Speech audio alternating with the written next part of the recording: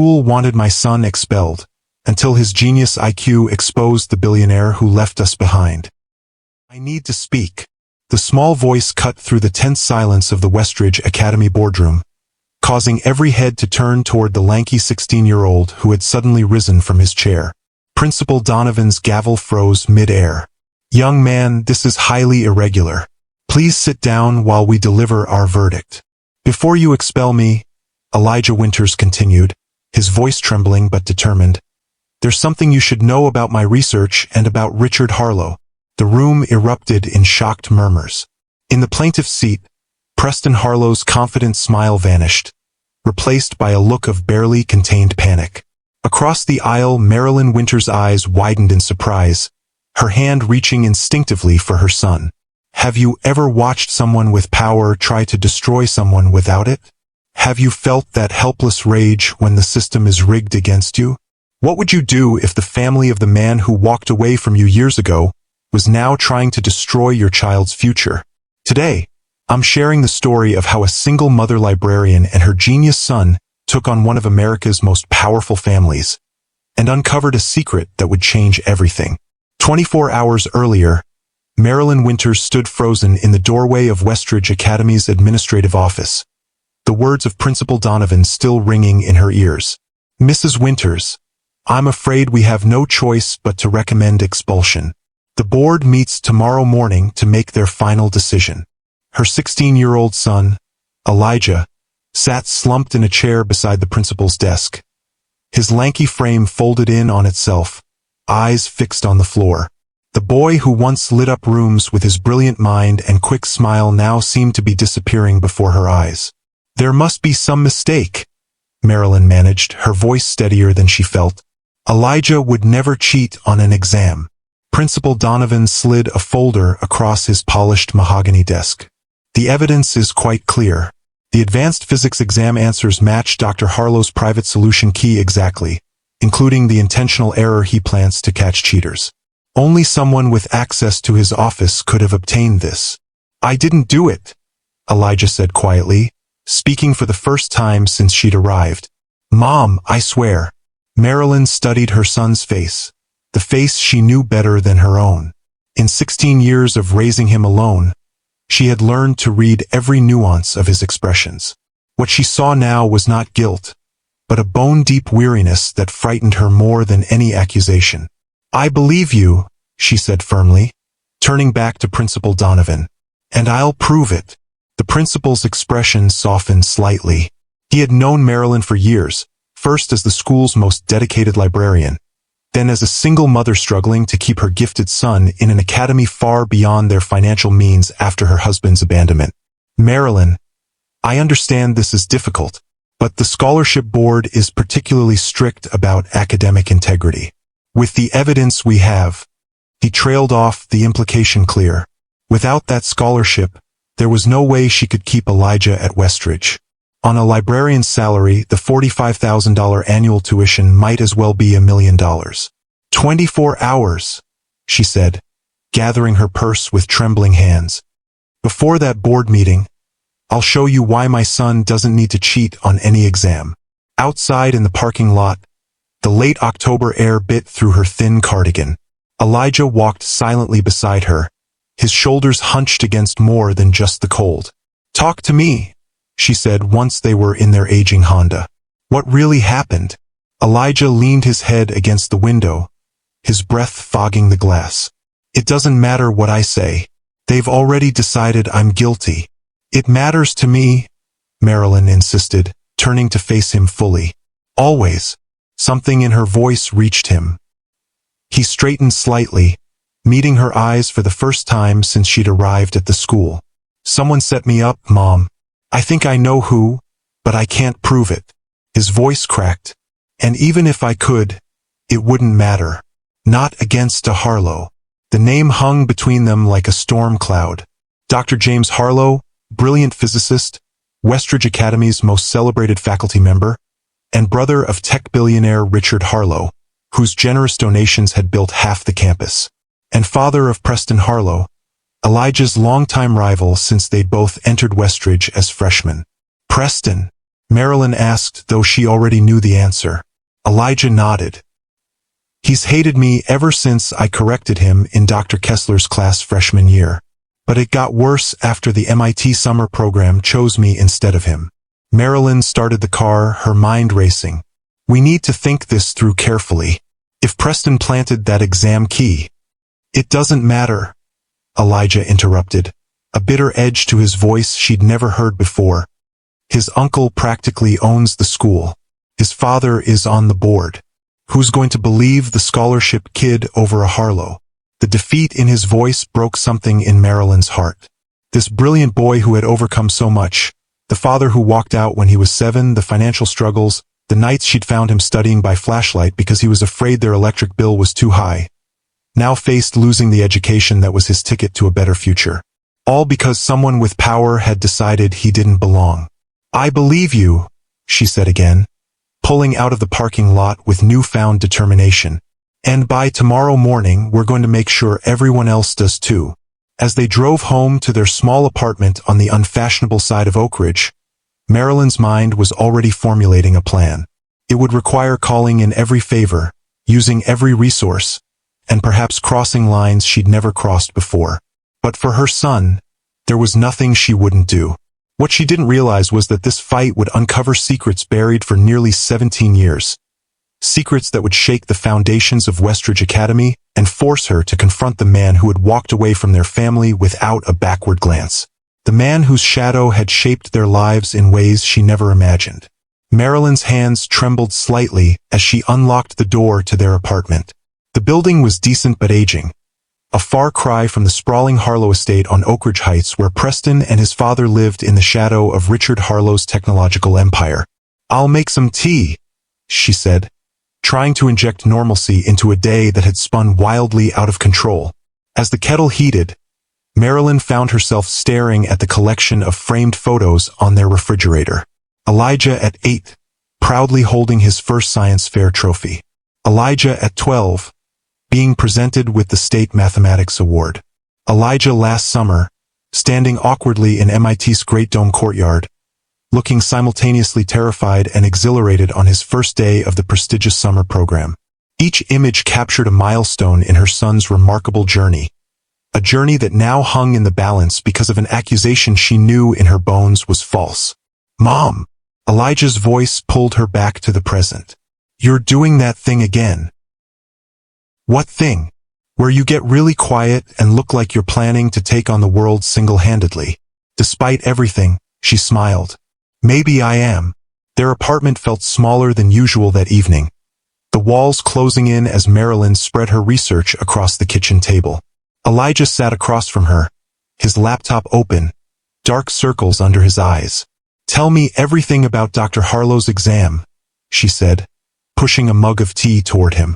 Every detail matters. Elijah took a sip, gathering his thoughts.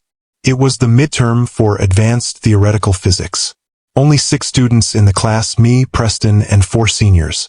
The exam was scheduled for yesterday at 2 p.m., but when we arrived, Dr. Harlow said he needed to make last-minute adjustments and rescheduled for this morning. And the accusation is that you somehow accessed his office between yesterday and today to steal the answer key? Elijah nodded. Which is impossible because I was at chess club until 5:30. Then you picked me up and we went straight to Grandma's for dinner. We didn't leave until after 9, and the school is locked by then. Marilyn made a note. We need to document that alibi. What about this morning, before the exam? I went straight to the library to study. Ms. Patel can confirm I was there from 7:30 until class started at 9. Another note. And the exam itself? Anything unusual? Elijah hesitated. Actually, yes. There was one question about quantum entanglement that seemed off.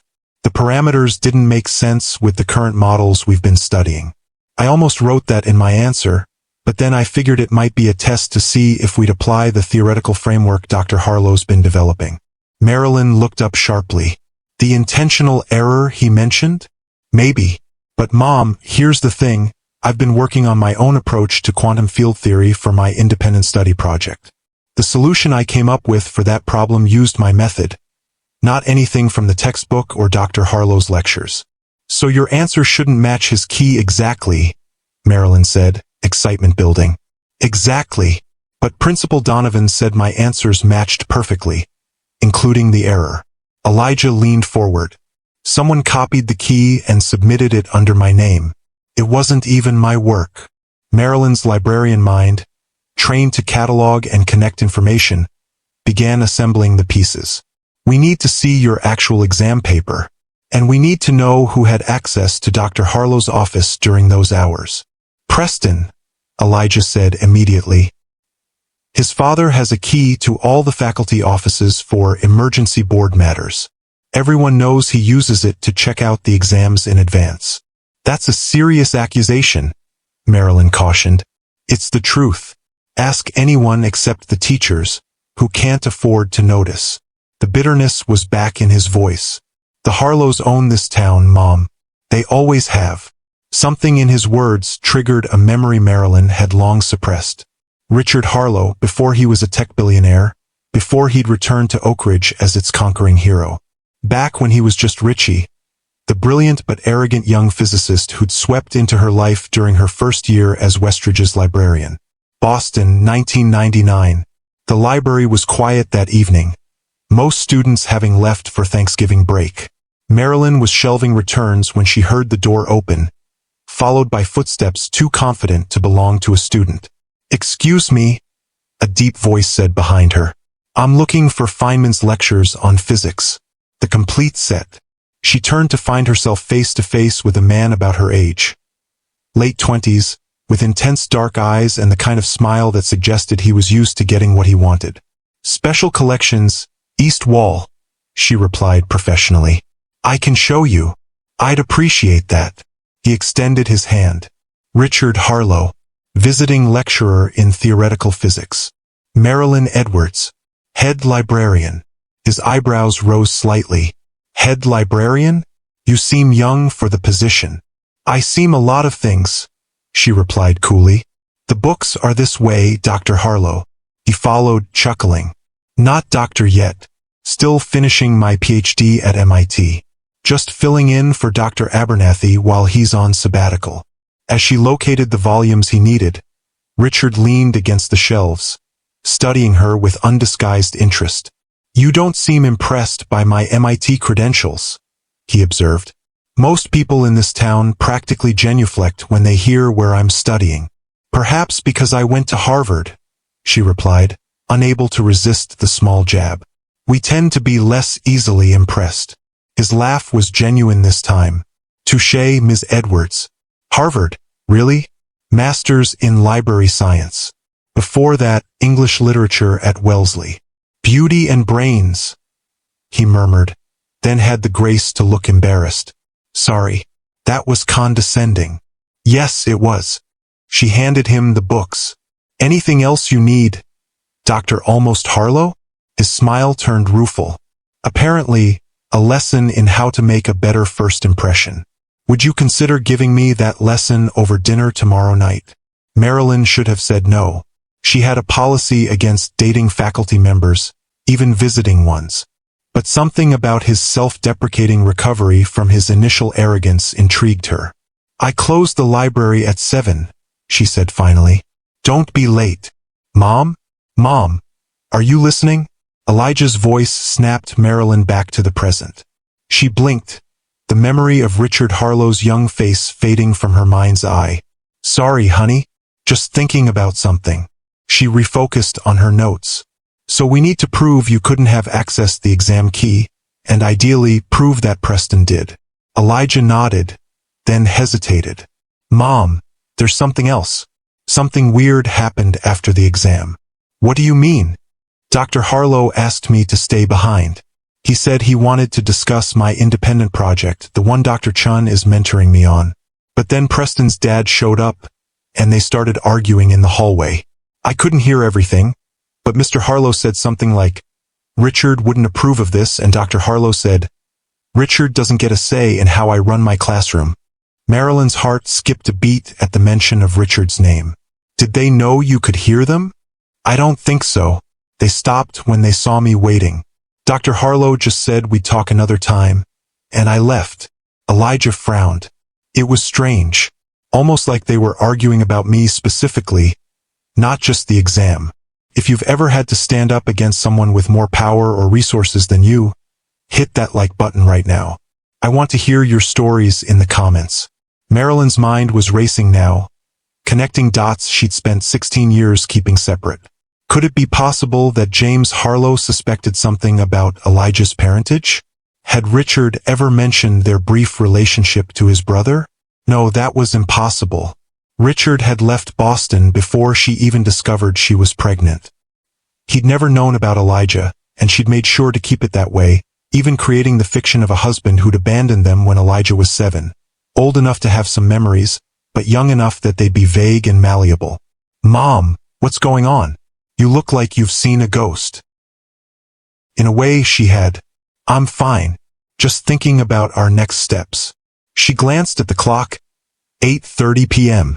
We need allies. People who might have seen something or know something that could help us. Elijah considered this. Dr. Kessler has never liked the Harlows much.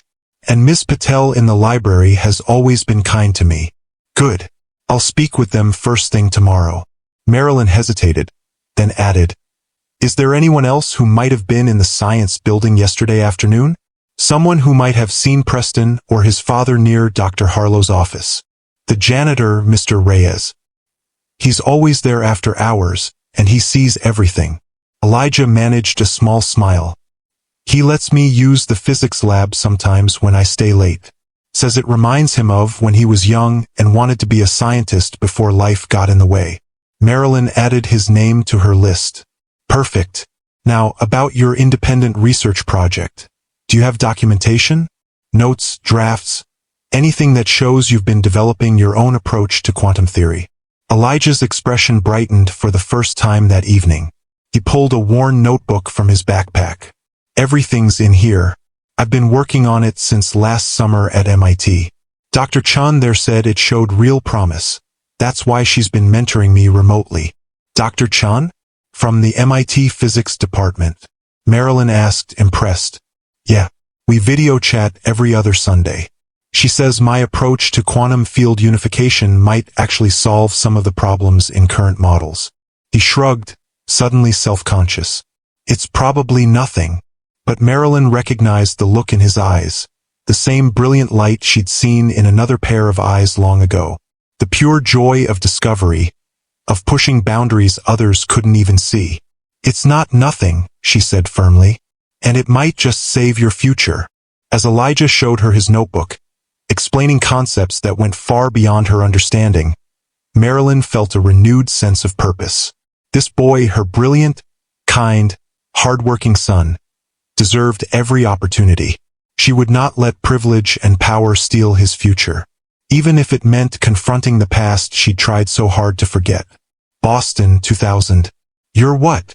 Richard stared at her across the small table in his apartment, coffee cup frozen halfway to his lips. Pregnant, Marilyn repeated, her voice steady despite her racing heart. About 8 weeks. She'd debated whether to tell him at all. Their relationship had been intense but brief. 4 months of intellectual sparring and passionate reconciliations. She'd known from the beginning that he was leaving Boston once the semester ended, returning to MIT to complete his doctorate before joining a prestigious tech startup in California. There had never been promises of forever. Just now, Richard set down his cup carefully. Are you certain it's mine? The question stung, though she'd half expected it. Yes.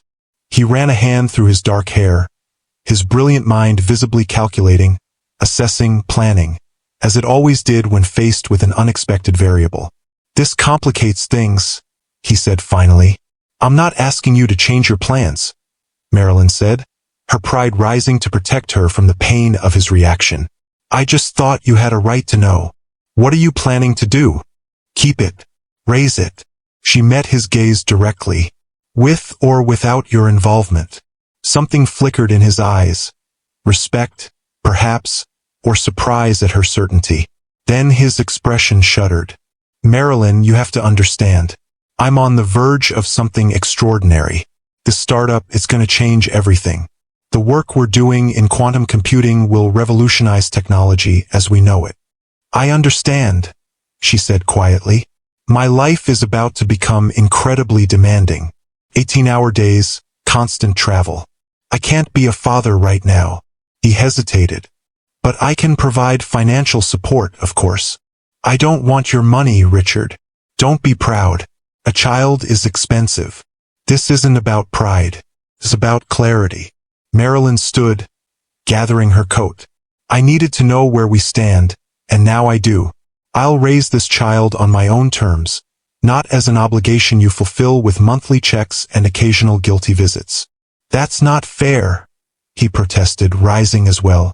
I'm trying to be responsible. No, you're trying to solve a problem. But this isn't a problem, Richard. It's a life. My life. And soon our child's life. Marilyn, wait. But she was already walking toward the door, her decision made. She would return to her hometown of Oakridge, where her mother still lived. She would build a life there, a good one, for herself and her child. Without Richard Harlow. Morning arrived too quickly. Marilyn had barely slept, spending hours making calls, sending emails, and formulating their strategy. By 6 a.m., she was already dressed in her most professional outfit. A navy blue dress she saved for special occasions, paired with the pearl earrings her mother had given her for her college graduation. Today, she needed every ounce of confidence she could muster. Ready?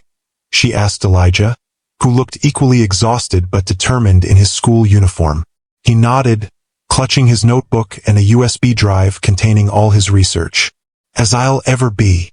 The drive to Westridge Academy was silent, both lost in their thoughts. The campus looked particularly imposing in the early morning light. All Gothic architecture and old money, a place built by and for families like the Harlows, not families like theirs. Their first stop was the library, where Ms. Patel confirmed that Elijah had indeed been studying there from 7:30 until his exam. He's always my first visitor, she said warmly. Most reliable student we have. Next came Dr. Kessler, the chemistry teacher, who didn't hesitate to provide a written statement about Elijah's character and academic integrity. That boy has never needed to cheat a day in his life, she said firmly. And between us, I've had my suspicions about the Harlow boys' work for years. By 8:30, they had gathered statements from 3 teachers, the chess club advisor, and, most crucially, Mr. Reyes, who confirmed seeing Preston Harlow entering the science building with a key card at 6:15 p.m. the previous evening, long after students should have left. He didn't see me behind the supply closet door, Mr. Reyes said, his weathered face creased with concern. I wouldn't normally speak up, Mrs. Winters, but Elijah is a good boy. He helps me practice my English sometimes. He doesn't deserve this. Armed with their evidence, Marilyn and Elijah arrived at the administrative building at 8:45, 15 minutes before the disciplinary board was set to meet. Principal Donovan met them in the hallway, surprise evident on his face. Marilyn, the board isn't seeing statements until... This can't wait, she interrupted, handing him the folder of evidence they'd collected. Before you make any decisions, you need to see what we've found. He hesitated, then nodded, gesturing them into a small conference room. Wait here. I'll speak with the board members who have already arrived. The minutes crawled by as they waited. Elijah paced the room, his nervous energy palpable. What if it's not enough? He whispered. What if they've already decided? Before Marilyn could answer, the door opened. Principal Donovan entered, followed by 3 board members in expensive suits, and Dr. James Harlow himself, his aristocratic features set in a scowl. Mrs. Winters, Dr. Harlow said coldly, I understand you're accusing my nephew of framing your son. That's a serious allegation. Marilyn met his gaze steadily. No more serious than falsely accusing my son of cheating. Principal Donovan cleared his throat. We've reviewed your evidence, Marilyn. While it raises some questions, it's not conclusive. Mr. Reyes's statement is concerning, but Preston claims he returned to retrieve a textbook he'd forgotten. Convenient, Marilyn said. Furthermore, Dr. Harlow interjected, the fact remains that Elijah's exam answers match my solution key exactly. including an intentional error only someone with access to my private notes would know. This was the moment Marilyn had prepared for. May I see the exam in question? And your solution key? After a moment's hesitation, Dr. Harlow produced both documents from his briefcase. Marilyn handed them to Elijah, who studied them intently. This isn't my handwriting, he said immediately. And these aren't my answers. I approached the quantum entanglement problem completely differently. Dr. Harlow scoffed. A convenient claim after the fact. One I can prove, Elijah countered, his voice gaining strength. He opened his notebook to a page dated 3 months earlier. This is my approach to quantum field unification. I've been developing it since last summer under Dr. Chen's mentorship at MIT. He pointed to a series of equations. If I had answered that question, I would have used this framework, not the standard model in your key. The approach is completely different. Dr. Harlow's expression changed as he examined the notebook, professional curiosity momentarily overriding his skepticism. This is unusual. Where did you learn this approach? I developed it myself, based on inconsistencies I found in current models.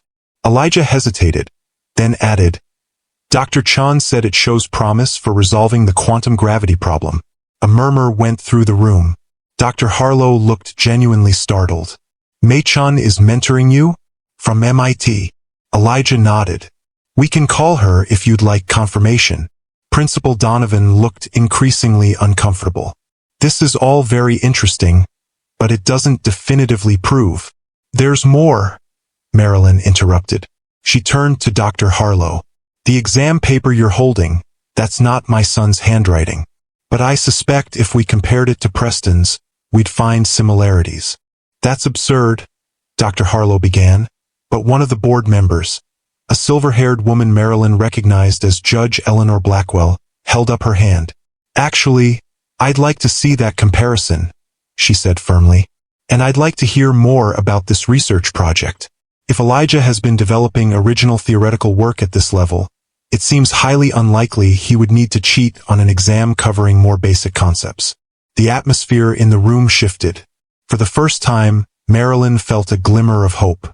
Judge Blackwell had been a friend of her mother's, one of the few people in Oak Ridge who had welcomed Marilyn back without judgment when she'd returned pregnant and alone. Dr. Harlow's jaw tightened. This is a waste of time. The evidence of cheating is clear. Is it? Judge Blackwell challenged.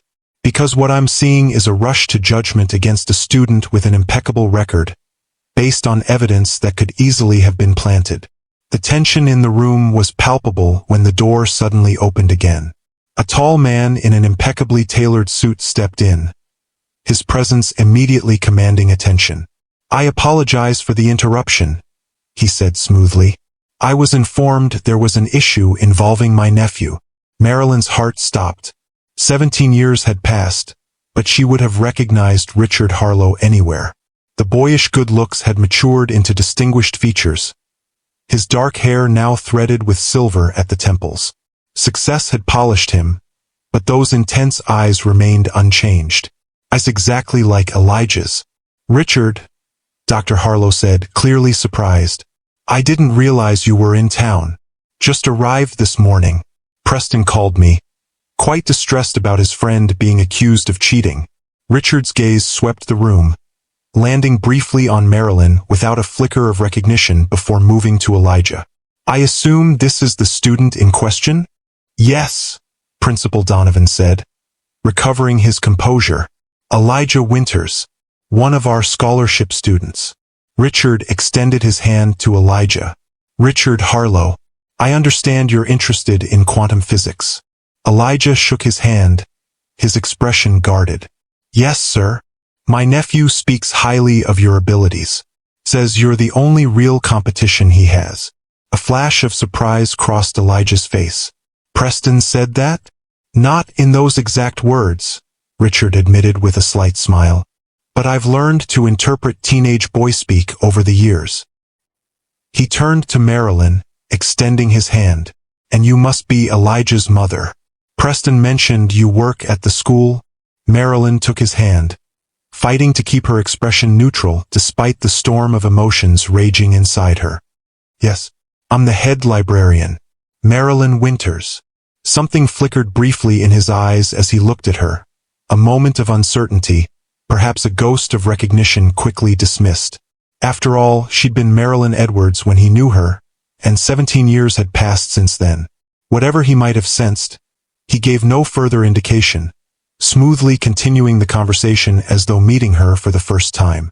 Well, Mrs. Winters, I'd like to understand exactly what's happening here. From what Preston told me, there seems to be some confusion about an exam. Before anyone could respond, the door opened once more, and Preston Harlow entered, followed by his father, William. Preston's confident swagger faltered slightly when he saw Elijah and Marilyn, but he quickly recovered. Uncle Richard, I didn't know you were coming. Clearly, Richard replied dryly. Now, perhaps someone can explain why we're accusing one of Westridge's top students of cheating? Dr. Harlow cleared his throat. The situation is straightforward, Richard. Elijah's exam answers matched my private solution key exactly, including an intentional error I include specifically to catch cheaters. I see. And how would Elijah have accessed this key? That's what we're trying to determine. But the evidence of cheating is irrefutable. Richard turned to Elijah. What do you have to say about this?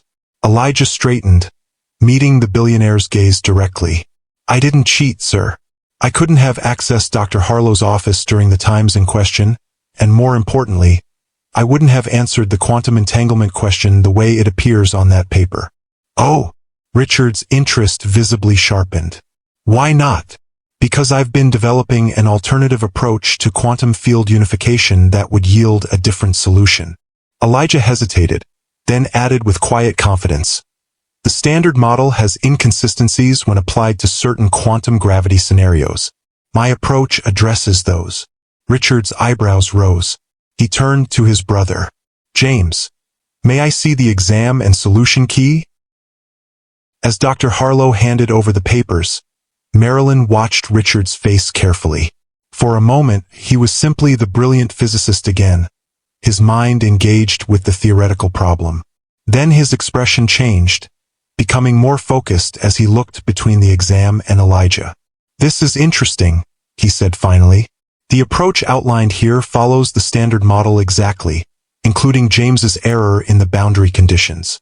He looked at Elijah. You said you've developed an alternative approach? Elijah nodded and opened his notebook again. It's based on a modified field theory that treats quantum entanglement as a fundamental property rather than an emergent one. Richard studied the equations, his expression growing increasingly intrigued. This is remarkably similar to some work I was doing at MIT before I left academia. He looked up sharply. Who's been guiding this research? Dr. Mei Chan at MIT. She's been mentoring me remotely since the summer program. Mei? Richard looked genuinely surprised. She doesn't take on many students. She said my approach reminded her of some unpublished work a colleague had started years ago but never finished. Elijah shrugged. She thought it had potential. A strange expression crossed Richard's face, something between shock and dawning realization. He looked at Marilyn, then back at Elijah, his gaze suddenly more intent. Mrs. Winters, he said carefully, how old is your son? The room went silent. Marilyn felt the weight of 16 years of secrets pressing down on her. 16, she answered, her voice barely above a whisper. 16, Richard repeated, his eyes never leaving her face. Born when? April 12, 2001. Richard did the mental calculation, his expression changing as the pieces fell into place. And his father? This is the moment you've been waiting for. If you're feeling the tension right now, give this video a thumbs up and share it with someone who needs to be reminded that justice can prevail. Marilyn took a deep breath. For 16 years, she'd protected this secret, created an entire fiction about a husband who'd left when Elijah was 7. She'd done it to shield her son from the pain of knowing his father had never even acknowledged his existence, had chosen career ambition over fatherhood without a second thought. But now, with Elijah's future hanging in the balance, with Richard Harlow standing before her, looking at her son with dawning recognition. The time for secrets was over. His father left Boston in December 2000, after I told him I was pregnant, making it clear his career came first. He was finishing his PhD at MIT and joining a tech startup in California. She met Richard's gaze directly. His name was Richard Harlow. The room erupted in shocked gasps and murmurs. Preston's mouth fell open in disbelief. Dr. James Harlow staggered back slightly, gripping the edge of the conference table. Principal Donovan looked as though someone had struck him. But Marilyn's focus remained on the two people whose reactions mattered most. Richard stood perfectly still, his face a mask of stunned recognition as he stared at Elijah with new eyes, seeing, perhaps for the first time, the shape of his own jaw, the familiar intensity in those dark eyes, the distinctive way the boy's hands moved as he'd explained his theories. And Elijah, her beautiful, brilliant boy, looked as though the floor had disappeared beneath him.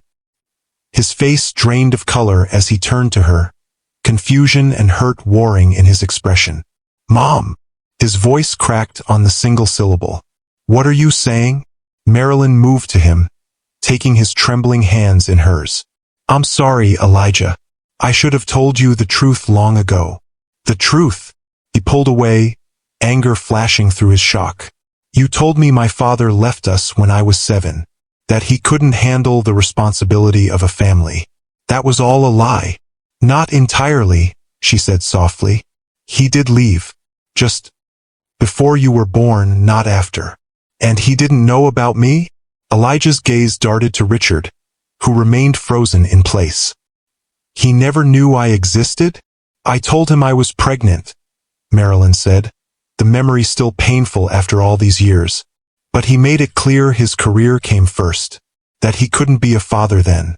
So I decided to raise you on my own, without obligations or complications." "Without me?" Richard finally spoke, his voice hoarse with emotion. "You decided without me." Marilyn turned to face him. "You decided first, Richard. You chose your startup over any possibility of a family. I was just respecting that choice. By raising my son without me for 16 years? Anger edged into his tone. By creating a fiction about a husband who abandoned you both when I made it clear I couldn't be a father then? I was protecting Elijah," she shot back. "What was better for him? Believing his father left when he was old enough to have some memories, or knowing his father never even wanted to know he existed?" "That's not fair," Richard said, echoing words from their last conversation 17 years ago. "You never gave me the chance to." "Enough." Elijah's voice cut through their argument, stronger and more commanding than Marilyn had ever heard it. "This isn't about either of you right now. This is about me being falsely accused of cheating. Can we please focus on that first?" The maturity in his request silenced both parents. Richard was the first to recover, turning to his nephew with newfound scrutiny. "Preston," he said, his tone deceptively calm. "You told me on the phone that Elijah was being unfairly accused, that you wanted my help clearing his name." Preston shifted uncomfortably under his uncle's gaze. I was just concerned about the situation." "Were you?" Richard stepped closer to his nephew. "Because it seems to me that you were trying to manipulate me into intervening in a situation you created." "I don't know what you're talking about," Preston protested, but his voice lacked conviction. Richard picked up the exam paper again. "This handwriting. It's not Elijah's, is it?" He looked between the two boys. "It's yours, Preston. You copied my brother's answer key and submitted it under Elijah's name." "That's ridiculous," William Harlow interjected, placing a protective hand on his son's shoulder. "Preston would never." "Let me see that," Judge Blackwell interrupted, taking the exam from Richard. She studied it carefully, then looked at Preston. "Young man, do you have any of your schoolwork with you? A notebook, perhaps?"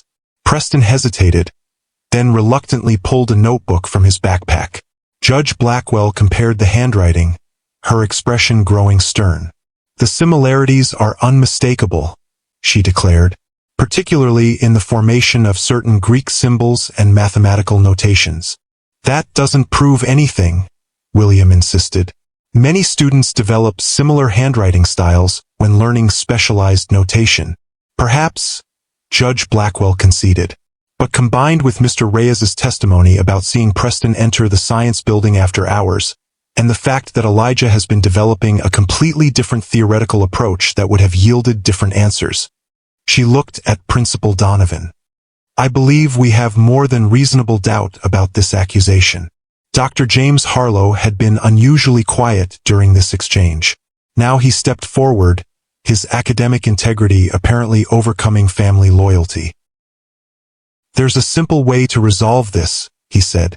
I can create a new problem right now, one that tests the quantum entanglement principles in question. If Elijah truly understands the material at the level his notebook suggests, his approach should yield a viable solution, even if it differs from conventional methods. Principal Donovan nodded. That seems reasonable. I agree, Richard said, his gaze still fixed on Elijah with a mixture of wonder and regret. And I'd like to observe if no one objects. 15 minutes later, Elijah sat at the conference table, a blank sheet of paper before him and a complex quantum physics problem written on the whiteboard. The room was silent except for the scratch of his pencil as he worked. His brow furrowed in concentration. Marilyn watched her son with pride and a touch of fear. This was his element, the world of numbers and theories where his mind soared free. But so much more than an exam result hung in the balance now. Richard stood nearby, his eyes never leaving Elijah as the boy worked. Marilyn could read the emotions warring on his face. Shock, regret, pride, anger, wonder. 17 years of fatherhood compressed into a single morning of revelation. After 20 minutes, Elijah set down his pencil. I'm finished. Dr. Harlow took the paper, studying it with growing astonishment. This is remarkable. The approach is completely unorthodox, but the mathematics is sound. He looked up at his brother. Richard, you should see this. It's extraordinarily similar to your early work on quantum field unification. Richard took the paper, his hands not quite steady. As he read through Elijah's solution, his expression transformed. This addresses the very inconsistencies I was struggling with before I left academia. He looked at Elijah with undisguised admiration. You derived this independently? Elijah nodded, still wary but unable to hide his intellectual excitement. The standard model breaks down at certain boundary conditions. I found that by treating entanglement as fundamental rather than emergent, those inconsistencies resolve themselves. Exactly, Richard breathed. That's exactly the approach I was exploring before. He trailed off, the weight of his choices visibly settling on him. Before I chose a different path. Dr. Harlow cleared his throat. Well, I think this conclusively demonstrates that Elijah not only understands the material but has developed insights beyond what I'm teaching. He would have no need to cheat, and indeed, if he had written this exam himself, his answers would have differed significantly from my key. He turned to Preston, his expression hardening, which raises serious questions about who actually submitted this fraudulent exam. Preston's confident facade finally crumbled. It wasn't supposed to go this far, he blurted out. I just wanted to teach him a lesson. He's always showing everyone up, making the rest of us look stupid. Preston, his father warned, but it was too late. You don't understand what it's like, Preston continued, his voice rising. Everyone expects me to be brilliant because I'm a Harlow, but he's the one who gets all the recognition, all the awards, the MIT summer program, and he's just a scholarship kid. The naked prejudice in those last words hung in the air. Judge Blackwell's expression hardened. Young man, she said coldly, you have just admitted to academic fraud motivated by jealousy and class prejudice. In my courtroom, that would have serious consequences. Principal Donovan looked deeply troubled. The Westridge Honor Code is very clear about academic integrity violations. I'm afraid this will require formal disciplinary action. William Harlow stepped forward. Surely we can handle this privately. Boys make mistakes. Preston has learned his lesson. Has he? Richard's voice cut through his brother-in-law's platitudes. Because what I'm hearing is not remorse but resentment that his plan failed. He turned to Principal Donovan. Westridge Academy was founded on principles of academic excellence and integrity. If those principles only apply to some students and not others, then perhaps the Harlow family's continued support should be reconsidered. The implied threat of withdrawing financial backing sent a visible shock through the room. William paled. "Richard, be reasonable." "I am being reasonable," Richard replied evenly. "My nephew attempted to destroy another student's academic future out of petty jealousy. That student, as it happens, is my son. A fact I'm only learning today because his mother believed, with good reason, that I would value my career over my child." His voice caught slightly. "She wasn't wrong then, but I'd like to think I've changed in 17 years. He turned to Principal Donovan. "I expect Westridge to handle this situation with complete fairness and transparency. No special treatment for the Harlow name, in either direction." Principal Donovan straightened, seeming to find his backbone. "Of course, the disciplinary committee will review all evidence and determine appropriate consequences for Preston. Meanwhile, all accusations against Elijah are withdrawn, with apologies from the administration." "Thank you," Marilyn said quietly. She looked at her son, who had remained remarkably composed throughout this extraordinary meeting. "Elijah, do you want to go home? You've been through a lot today." Elijah hesitated, looking between her and Richard. "Actually, I think I'd like to go to class. I have AP chemistry in 20 minutes, and we're starting a new unit." A ripple of surprised laughter broke the tension.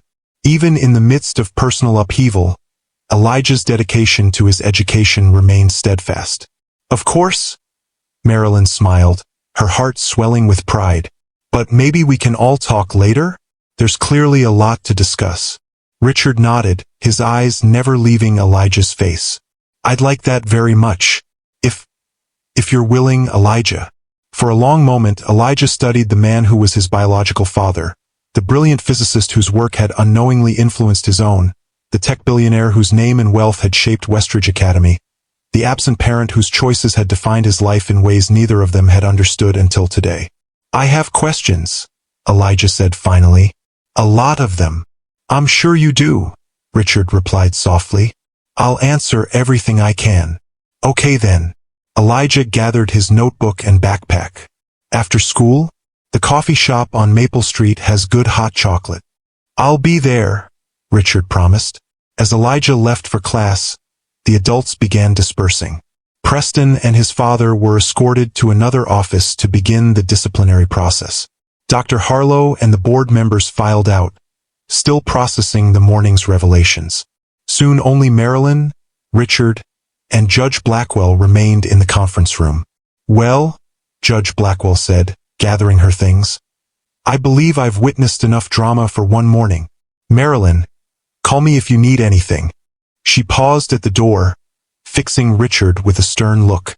"Mr. Harlow, I knew Marilyn's mother for 40 years. She was one of the finest women I've ever known. Her daughter and grandson deserve nothing but your respect and support, regardless of what happens next." After she left, silence stretched between Marilyn and Richard. 17 years of unspoken words, choices, and consequences hanging in the air between them. "Why didn't you keep in touch? Let me know how he was growing up," Richard finally asked, his voice stripped of its usual confidence. Marilyn sighed, suddenly exhausted. "You made it very clear that fatherhood wasn't compatible with your ambitions, Richard. That last day in your apartment, when I told you I was pregnant, you said you couldn't be a father then. Your career came first." "I was young and stupid and focused on the wrong things," he admitted. "But after he was born, I had a right to know about my son's life. And Elijah had a right to a father who wanted him," she countered. "Not one who saw him as an inconvenient complication." Richard flinched at the accuracy of her words.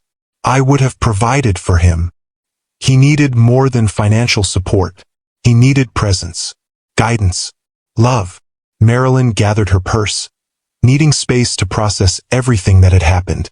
"Look at what you've missed, Richard. 16 years of watching that brilliant mind develop.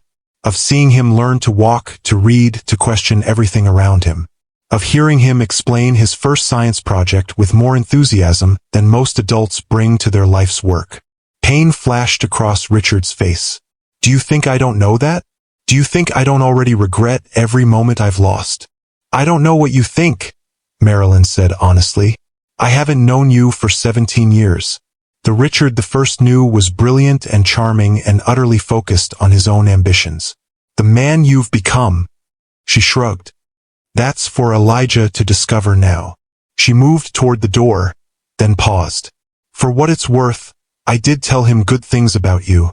His father who left. I said he was brilliant and passionate about science.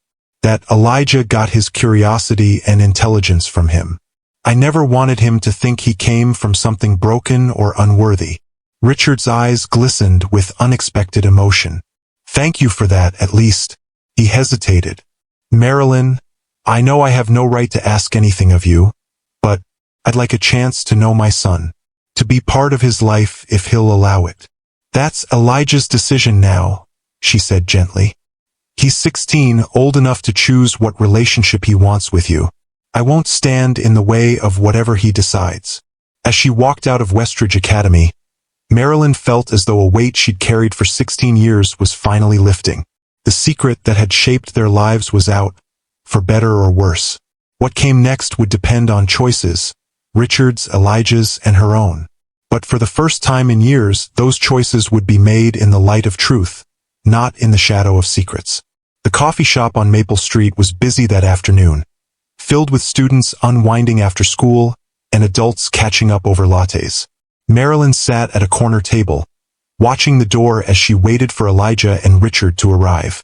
She'd spent the day in a daze, going through the motions of her work in the library, while her mind replayed the morning's events on an endless loop.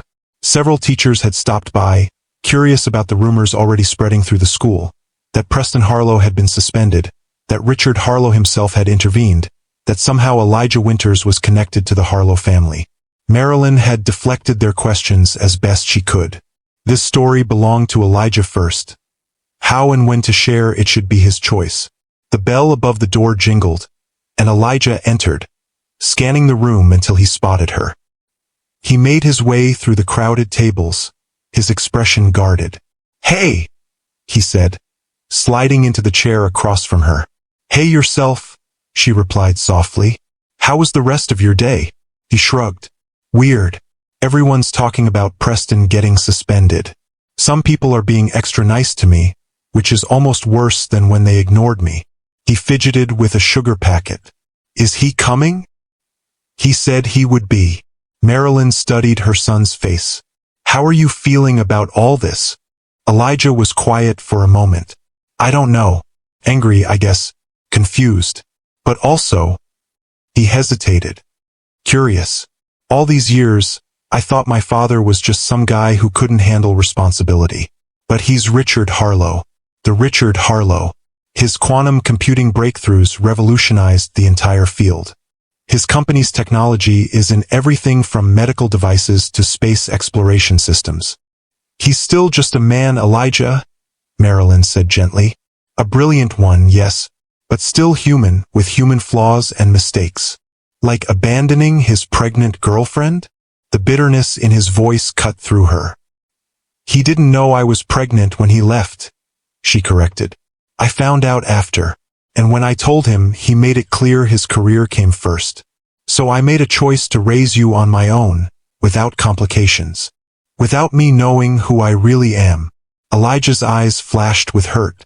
"Do you know how many times I've read about his work? How many of his papers I've studied? Dr. Chun even suggested I read his early theoretical work on quantum field unification because it related to my research. My own father's work, and I never knew." Before Marilyn could respond, the door opened again, and Richard entered. He changed from his business suit into more casual attire. Dark jeans and a charcoal sweater that made him look more like the young physicist she'd known in Boston than the tech billionaire who graced magazine covers. He spotted them immediately, hesitating briefly before approaching their table. The confidence that had always seemed so natural to him was tempered now with uncertainty. "Is this seat taken?"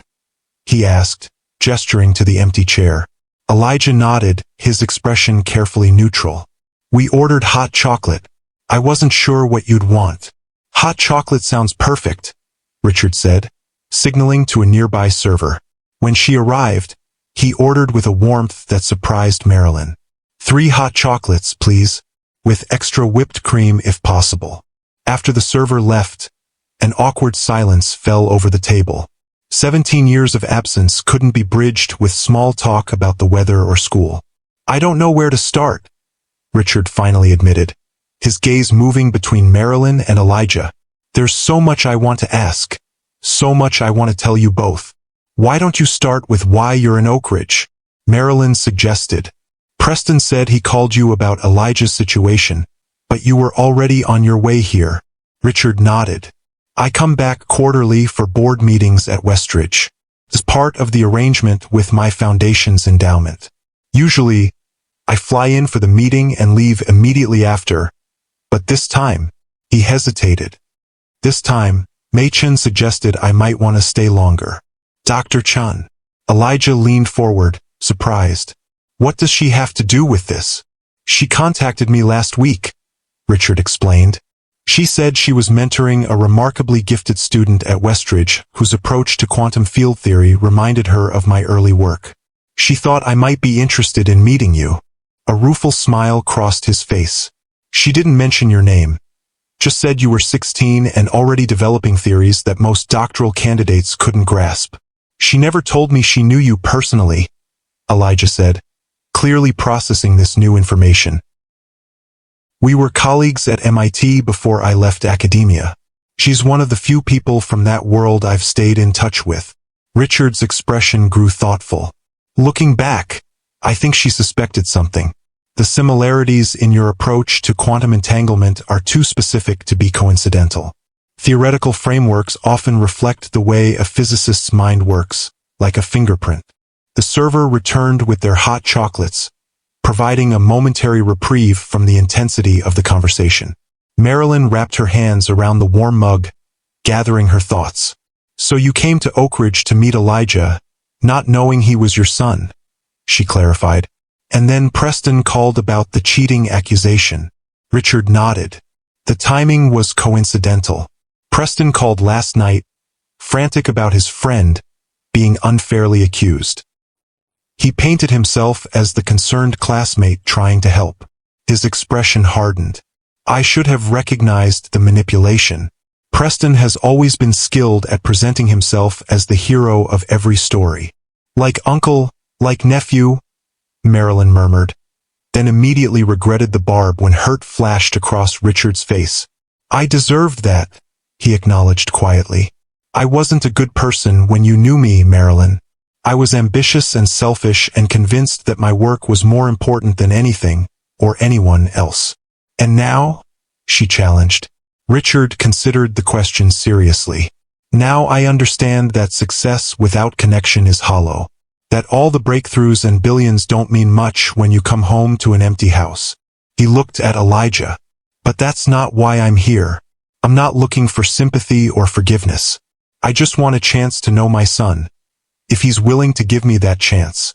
Elijah had been unusually quiet, studying Richard with the same analytical focus he brought to complex equations.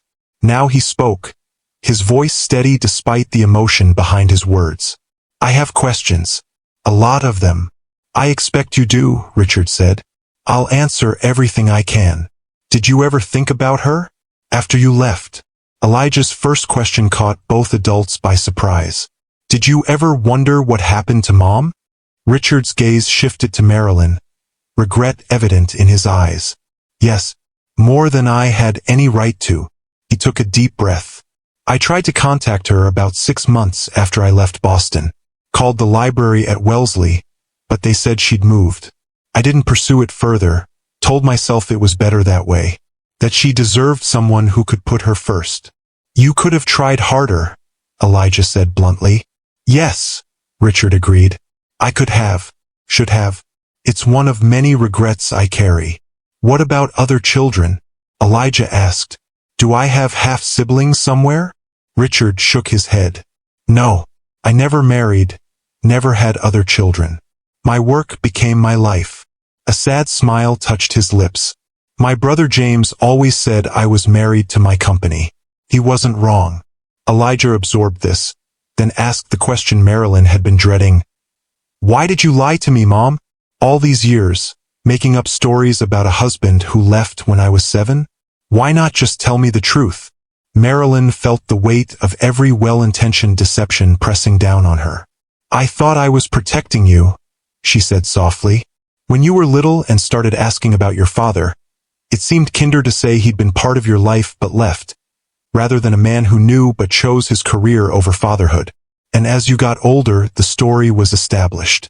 Changing it meant admitting I'd lied to you for years. But why say he left when I was 7? Why not just that he left before I was born? Because by 7, you were old enough to have some memories, but young enough that they'd be vague. It made the story more believable. Marilyn reached for his hand. I'm so sorry, Elijah. I convinced myself I was doing what was best for you, but I was also protecting myself from having to face the past. Elijah pulled his hand away, hurt evident in his eyes. I used to make up memories of him. Did you know that? Little things like him teaching me to ride a bike or reading me bedtime stories. I'd pretend I could almost remember his voice. His voice cracked slightly, but it was all fake. He wasn't even there. The pain in his words hung in the air between them. Richard looked stricken, the full impact of his absence finally hitting home. I can't change the past, Elijah, he said quietly. I can't give you back those years or those memories. But if you'll let me, I'd like to be part of your future. Why? Elijah challenged. Because I'm smart? Because my research interests you? Or just because you found out I exist and feel obligated? Because you're my son, Richard said simply. Yes, your brilliance amazes me. The work you're doing with quantum field theory is extraordinary. But even if you'd never picked up a physics textbook in your life, I'd still want to know you. He leaned forward, his gaze intense. You're part of me, Elijah. A part one didn't know was missing until today. The sincerity in his voice seemed to reach Elijah, who nodded slowly, some of the tension leaving his shoulders. I don't know what happens next, he admitted. This morning I was just trying to avoid being expelled. Now I've got a billionaire father who wants to be in my life, and everyone at school is going to be looking at me differently, and... He trailed off, overwhelmed. We take it one day at a time, Marilyn suggested gently. There's no rule book for this situation. We all just do our best to be honest with each other going forward. Richard nodded in agreement. No pressure, no expectations. Just getting to know each other, if that's something you want. Elijah was quiet for a moment, stirring his hot chocolate thoughtfully. I'd like to see your lab, he said finally. Dr. Chan says your quantum computing facility is the most advanced in the world. A smile broke across Richard's face, the first genuine one Marilyn had seen since he'd walked into that boardroom this morning. It is, and I'd be honored to show it to you. We're working on some applications of quantum entanglement theory that might interest you, actually. As father and son began discussing quantum physics, their shared passion creating a bridge across 16 years of absence, Marilyn felt a complex mixture of emotions. Relief that the truth was finally out. Regret for the years of secrecy. Anxiety about what this would mean for their future. And underneath it all, a cautious hope that perhaps something good could come from this long-delayed reunion. The conversation flowed more easily as the afternoon progressed. Richard asked about Elijah's childhood, listening intently as Marilyn shared stories of science fair projects and chess tournaments, first steps and favorite books. Elijah gradually opened up, asking questions about Richard's work and sharing more details about his own research. By the time they left the coffee shop, the awkwardness had eased somewhat, replaced by a tentative connection that held both promise and uncertainty. I'm staying at the Oakridge Grand through the weekend, Richard said as they stood on the sidewalk outside. Perhaps we could have dinner tomorrow night? All three of us. Marilyn looked to Elijah, letting him make the decision. Okay, he agreed, but I have chess club until 5:30. I'll pick you both up at 6 o'clock, Richard promised. He hesitated, clearly unsure of the appropriate goodbye. Finally, he extended his hand to Elijah. "Thank you for giving me this chance. It means more than I can express." Elijah shook his hand, his expression still guarded but no longer hostile. "See you tomorrow." As Richard walked away, Marilyn and Elijah headed toward their car in companionable silence. It wasn't until they were halfway home that Elijah spoke again. "He's not what I expected," he admitted. From his interviews and articles, he always seemed so perfect, confident, like nothing could touch him. "No one is that perfect up close," Marilyn said. "Not even Richard Harlow. Are you okay with this? With him being in our lives now?" Marilyn considered the question carefully. "I think so. It won't be easy, there's a lot of history and hurt to work through. But you deserve to know your father, and he seems genuinely interested in knowing you." "Not just because of my research?" "I don't think so," she said honestly. "The way he looked at you, Elijah, that wasn't scientific interest. That was a father seeing his son for the first time." Elijah nodded, processing this. "One more question. The most important one." "What's that?" "Can we order pizza tonight? I'm emotionally exhausted and starving." Marilyn laughed, grateful for her son's resilience and humor even in the midst of such upheaval. "Absolutely. Extra cheese and pepperoni coming right up." The next morning, Westridge Academy was buzzing with rumors. By the time Marilyn arrived at the library, 3 different versions of yesterday's events were circulating among students and faculty alike. The most accurate involved Preston's suspension for academic fraud. The most outlandish suggested that Elijah was secretly a Harlow heir who had been testing the school's integrity by posing as a scholarship student. The truth, as usual, lay somewhere in between. Principal Donovan called Marilyn to his office mid-morning. He looked haggard, as though he'd aged years in a single day. "Marilyn," he began awkwardly, "I want to formally apologize for how the accusation against Elijah was handled. We should have investigated more thoroughly before jumping to conclusions." "Yes, you should have," she agreed, not making it easy for him. He sighed. "The disciplinary committee met last night. Preston has been suspended for the remainder of the semester, with strict academic probation upon his return. His college recommendations will reflect this incident." "And his father accepted this?" William wasn't happy, but Richard made it clear that any attempt to mitigate the consequences would result in a reevaluation of the Harlow Foundation's support for Westridge. Principal Donovan looked uncomfortable. "Which brings me to a delicate matter. The board is naturally curious about Elijah's connection to Richard Harlow." "I imagine they are," Marilyn said dryly. "But that's a private family matter, not school business." Of course, he backpedaled quickly. "I just wanted to assure you that Elijah's position at Westridge is secure, regardless of what happens with his scholarship."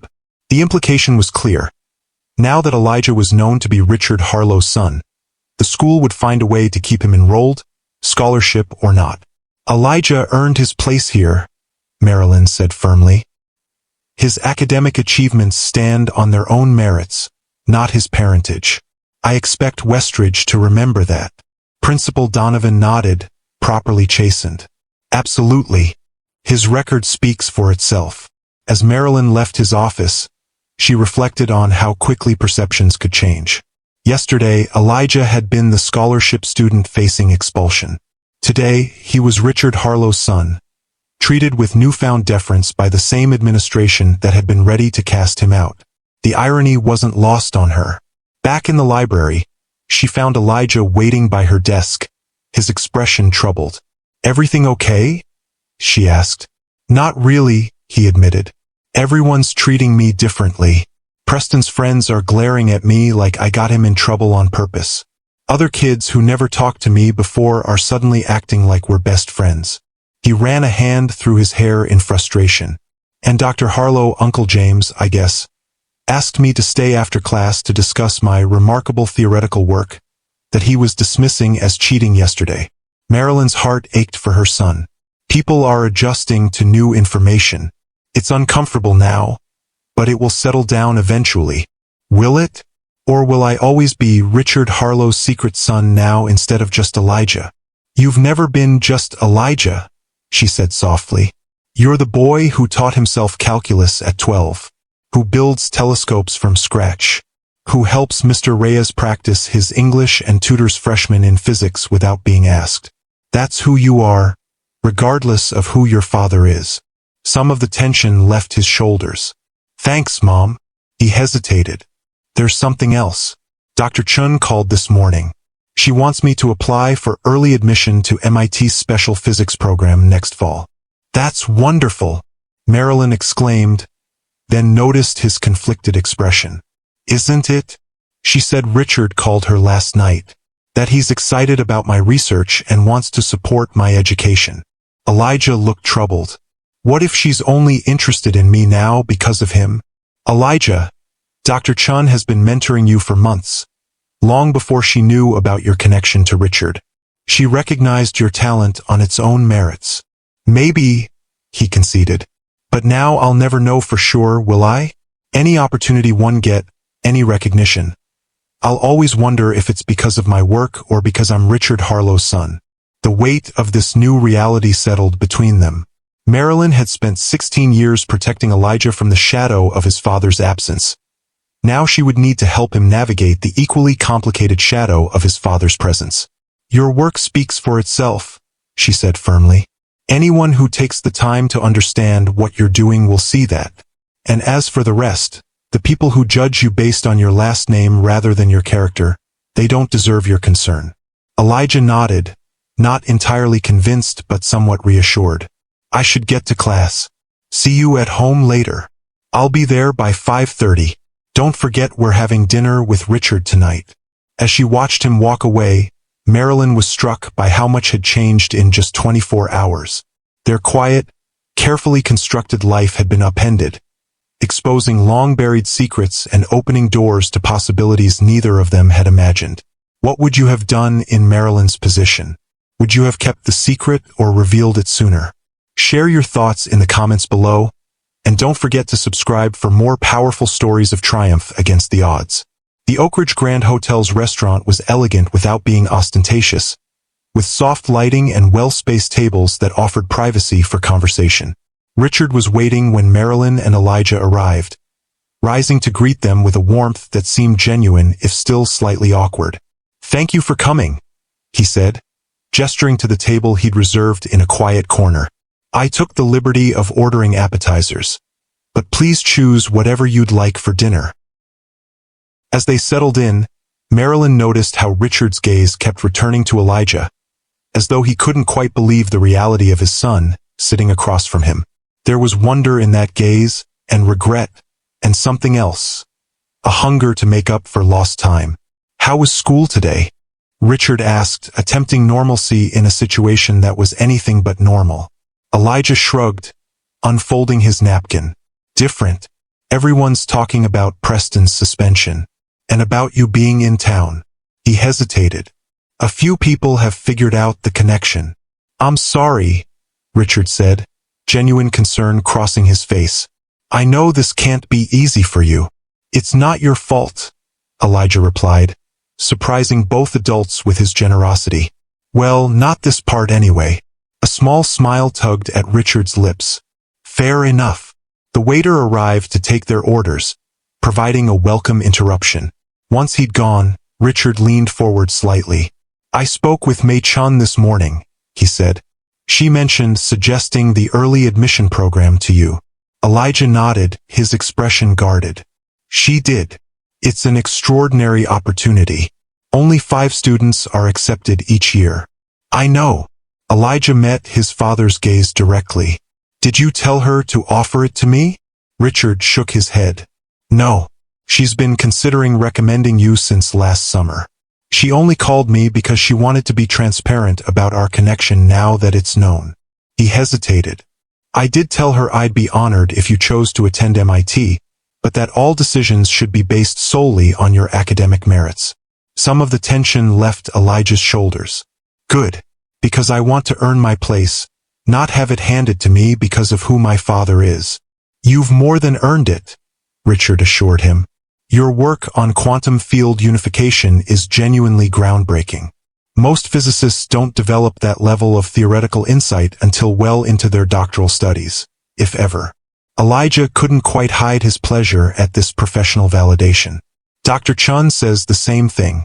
She thinks my approach could help resolve some of the inconsistencies in current quantum gravity models.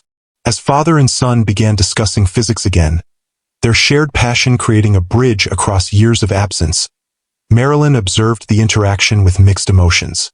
The intellectual connection between them was undeniable. They spoke the same language, their minds working along similar pathways. Yet there remained a careful distance, a wariness on Elijah's part that reflected 16 years of absence. Richard seemed to sense this too. After their meals arrived, he deliberately shifted the conversation to more personal ground. "Tell me about growing up in Oakridge," he said. "What was it like?" Elijah glanced at Marilyn, then back at Richard. "It was good, mostly. We didn't have a lot of money, but Mom made sure I had books and a computer and everything I needed for school." A hint of pride entered his voice. "She worked 2 jobs sometimes so I could do summer science programs and chess tournaments." Richard's gaze shifted to Marilyn, respect and regret mingling in his expression. "You did an amazing job raising him." "He made it easy," she replied simply. "He was reading by 3, doing algebra by 8. The challenge was keeping up with his mind, not motivating him." "I was a weird kid," Elijah admitted with a small smile, "always taking things apart to see how they worked. Mom came home once to find I'd disassembled our microwave to understand the magnetron." "Were you able to put it back together?" Richard asked, genuinely curious. "Mostly. It worked again, but the clock was always 14 minutes fast after that." They all laughed, the tension easing slightly as they shared more stories. Elijah's first science fair, his brief but disastrous attempt at baseball. Physics didn't help me catch any better. The time he'd corrected his 3rd-grade teacher's explanation of gravity and been sent to the principal's office for disrupting class. As dessert arrived, Richard grew more serious. "I've been thinking about what happens next," he said carefully. "I know this is all very new, and I don't want to rush anything, but I'd like to be part of your life, Elijah, in whatever way you're comfortable with." Elijah set down his fork, considering this. "What exactly are you proposing?" "To start, perhaps I could visit Oakridge more regularly. Get to know you better. Support your education and interests." Richard hesitated.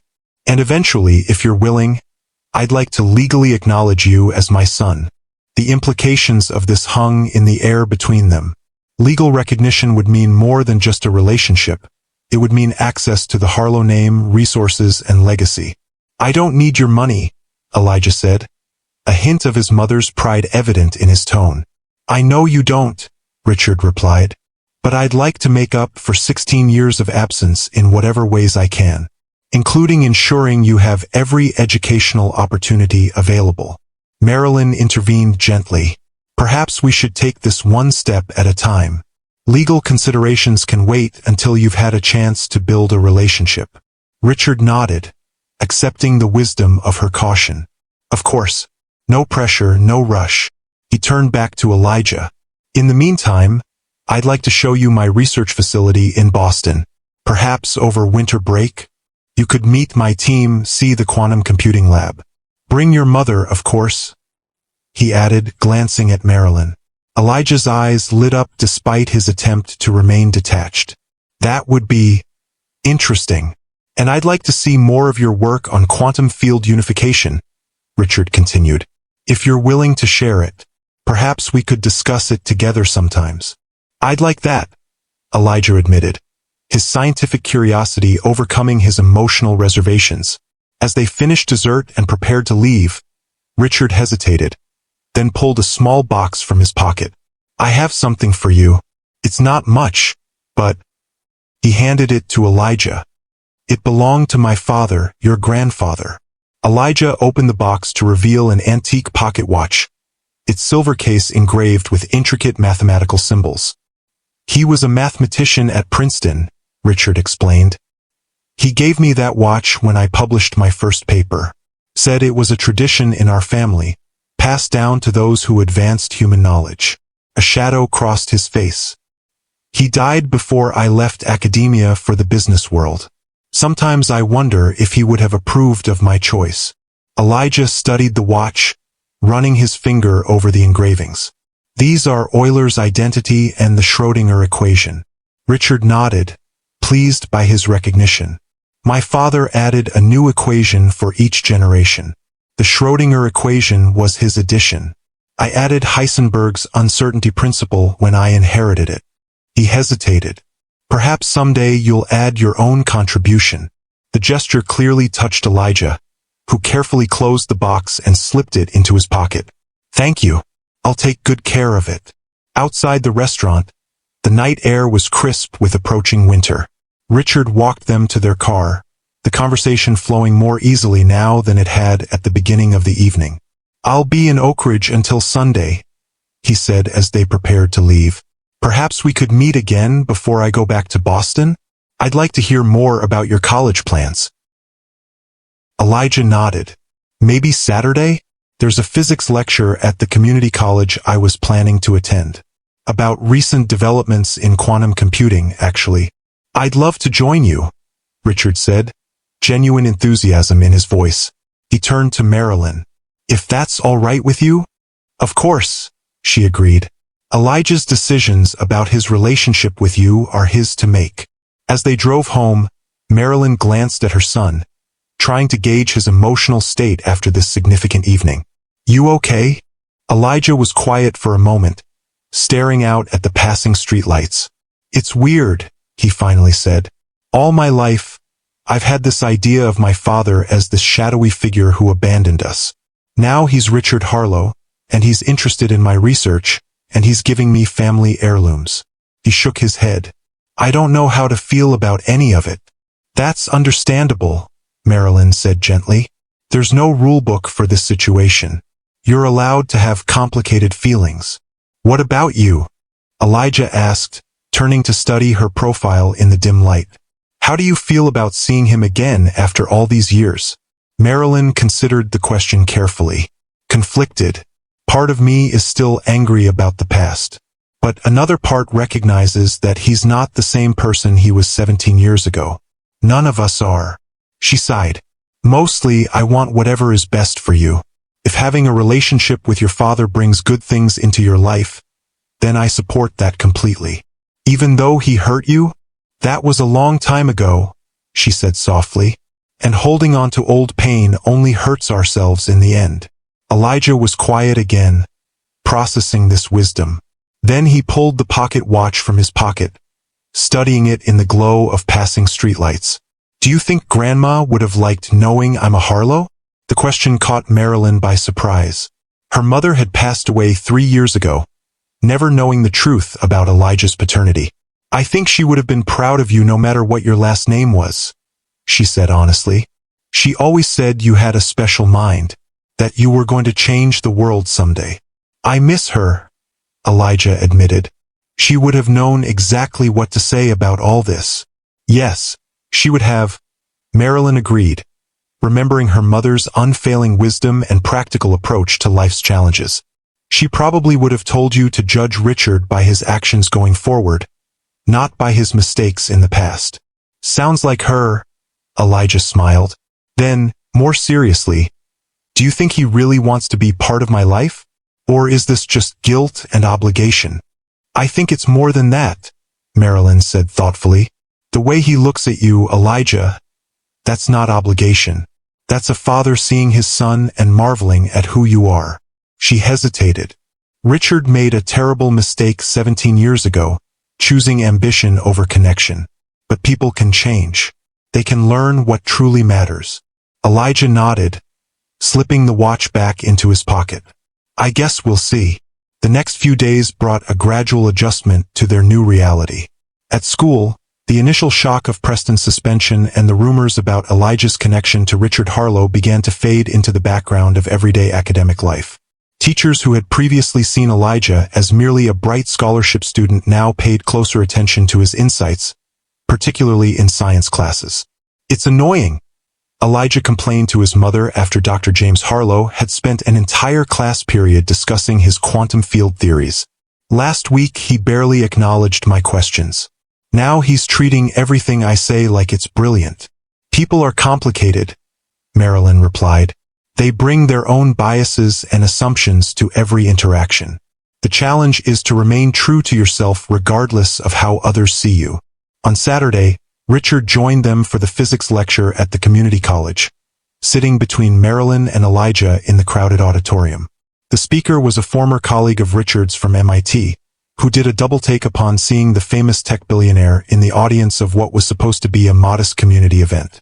Richard Harlow, the speaker said during the Q&A session, I didn't expect to see you here. Perhaps you'd like to share some insights on your company's recent quantum computing breakthroughs. Richard shook his head. I'm just here as a guest of my son, he said, placing a hand briefly on Elijah's shoulder. This is his community, not mine. The simple acknowledgement, my son, sent a ripple of whispers through the audience. Elijah tensed slightly under the attention, but there was also a flicker of something like pride in his expression. Afterward, as they walked to a nearby cafe for lunch, Richard seemed more relaxed than he had at their previous meetings. That was an excellent lecture, he commented. Dr. Patel always had a gift for making complex concepts accessible.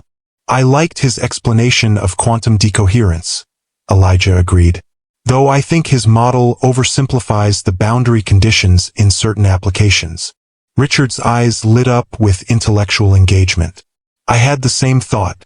In fact, at Quantum Horizons, we've been developing a modified approach that addresses exactly that limitation. As father and son launched into a technical discussion that quickly exceeded Marilyn's understanding, she observed them with a mixture of emotions. There was something bittersweet about watching them connect through their shared passion for physics. A glimpse of what might have been if Richard had made different choices 16 years ago. Yet there was also something hopeful in their interaction. The past couldn't be changed, but perhaps the future still held possibilities for healing and connection. At the cafe, over sandwiches and coffee, Richard brought up the subject they'd been circling around all weekend. I'm returning to Boston tomorrow, he said, but I'd like to stay in touch. Perhaps regular video calls to discuss your research? And I meant what I said about visiting my lab during winter break. Elijah nodded, more open to the idea than he might have been a few days ago. I'd like that. Dr. Chun says your quantum computing facility is doing groundbreaking work on entanglement preservation. It is, Richard confirmed, and I think your theoretical approach might have applications we haven't even considered yet. He hesitated, then added more personally. I'd also like to get to know you better, not just as a brilliant young physicist, but as my son. Elijah was quiet for a moment, stirring his hot chocolate. I'm still figuring out how I feel about all this, he admitted. It's a lot to process. I understand, Richard said gently. There's no rush, no pressure. We can take this at whatever pace feels right for you. He turned to Marilyn, including her in the conversation. I've been thinking about practical matters as well. I'd like to establish a trust for Elijah's education, college and beyond, and perhaps discuss changing his legal surname to Harlow, if that's something you both might consider. Marilyn felt Elijah tense beside her. As I said before, I think those discussions can wait until you've had time to build a relationship, she said carefully. Elijah has been a Winters his entire life. Changing that is a significant decision. Richard nodded, accepting her caution. Of course, I don't mean to rush anything. I just want you both to know that I'm committed to being part of Elijah's life in whatever way he's comfortable with. Why now? Elijah asked suddenly, the question that had been simmering beneath the surface finally emerging. If you had never found out I was your son, you would have gone your whole life without knowing or caring. What makes these 16 years different from the next 16? The directness of the question seemed to catch Richard off guard. He set down his coffee cup, considering his response carefully. That's a fair question, he acknowledged. The truth is, I've changed over the years. When I left Boston, left your mother, I was consumed by ambition. I believed that my work, my company, was going to change the world in ways that nothing else, including personal relationships, could match in importance.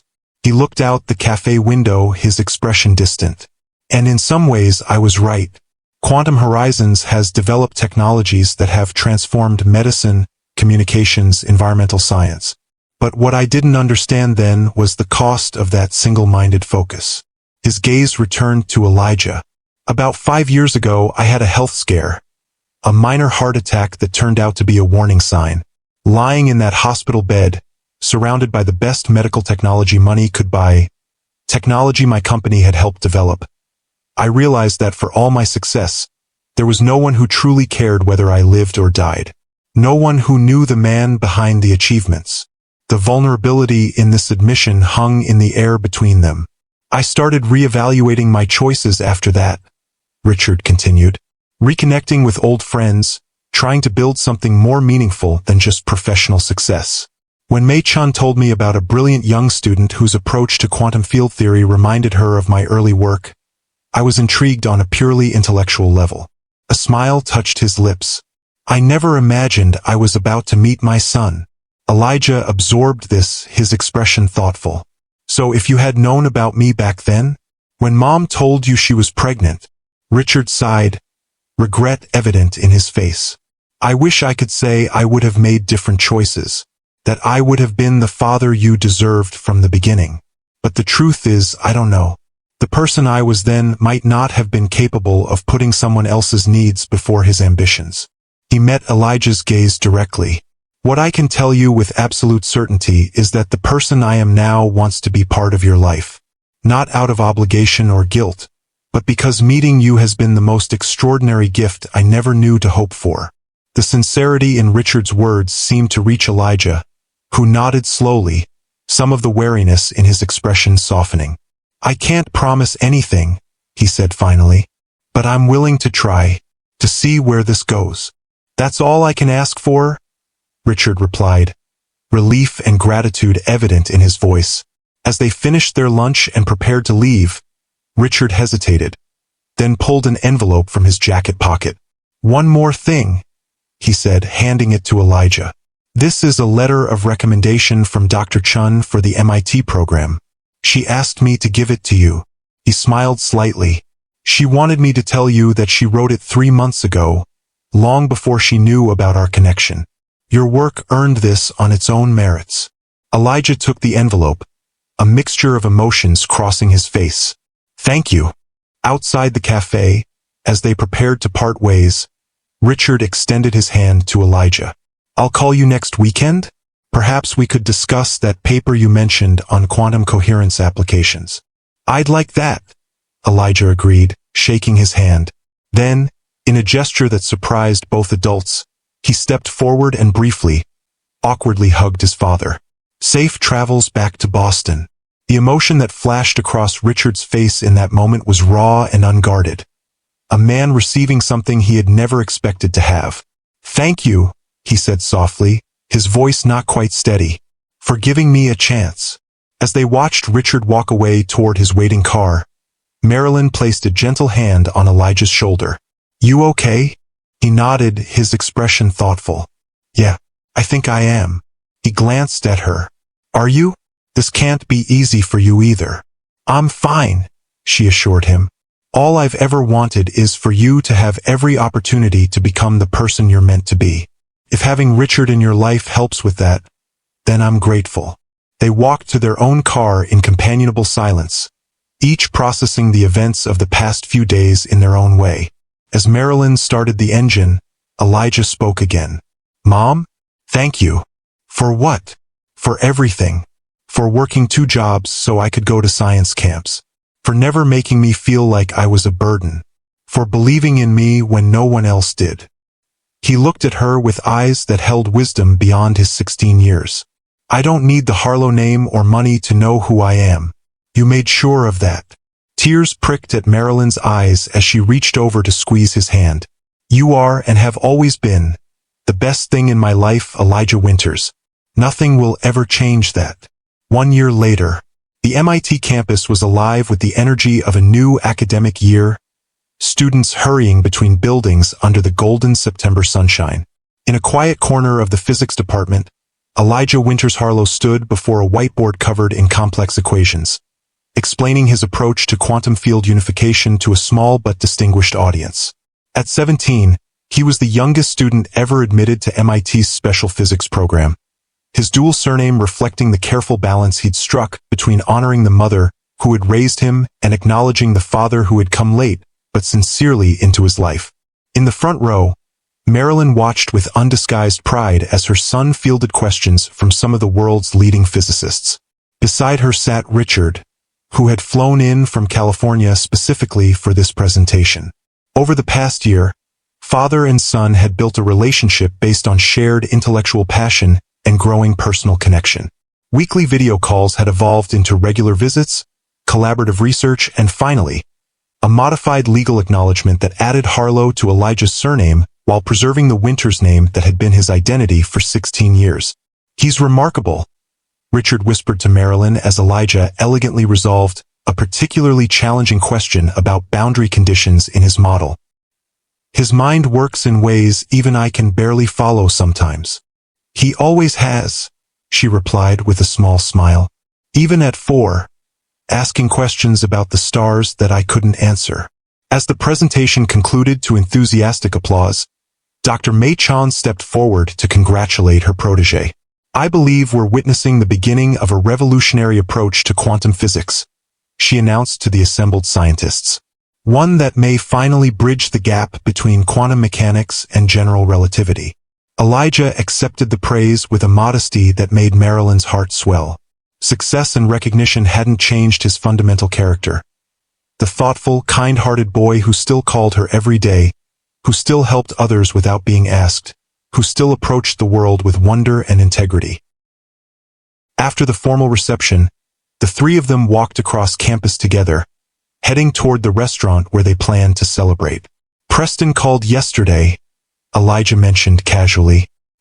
"He's starting at Stanford next week." Richard nodded. "William mentioned that. Pre-law, I believe. He apologized again for what happened last year," Elijah continued. "Said it was the wake-up call he needed." "People can change," Marilyn observed, glancing meaningfully at Richard, "when given the right motivation." Richard smiled, acknowledging the truth in her words. The past year had transformed him as well, from a brilliant but isolated tech billionaire to a man reconnecting with the human elements of life. His relationship with Elijah had opened doors within himself that had been closed for decades. "Speaking of change," he said, "I've been meaning to tell you both. I'm establishing a new foundation focused on making advanced education accessible to gifted students from disadvantaged backgrounds." He looked at Marilyn. "I was hoping you might consider heading it up. Your experience as both an educator and a parent who navigated that system would be invaluable." Marilyn raised an eyebrow, surprised by the offer. "Me? I'm just a school librarian." "You're far more than that," Richard countered.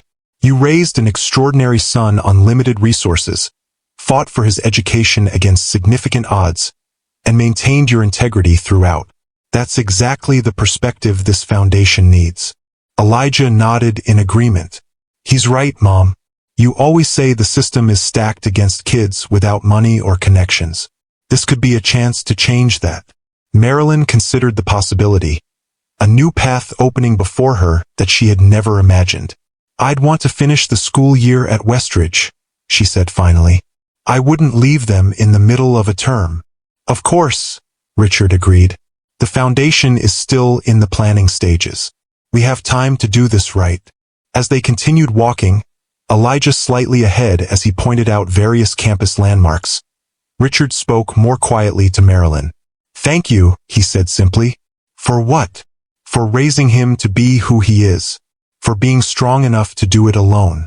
For being generous enough to let me into his life now, despite everything." He hesitated. "I know I can never make up for those 16 years, but I hope you know how grateful I am for this second chance." Marilyn studied the man beside her, so different from the ambitious young physicist who had once dismissed the possibility of fatherhood as an inconvenient complication. Time and experience had tempered his brilliance with wisdom, his confidence with humility. "We can't change the past," she said gently, "but we can choose how we move forward. Elijah has both of us now, supporting him in different ways. That's what matters." Ahead of them, Elijah turned, waiting for them to catch up. The afternoon sun caught the silver of the pocket watch chain visible at his vest pocket, the Harlow family heirloom now bearing a new equation of his own design alongside those of his father and grandfather. "Come on, you two," he called. "I'm starving, and they have the best clam chowder in Boston waiting for us."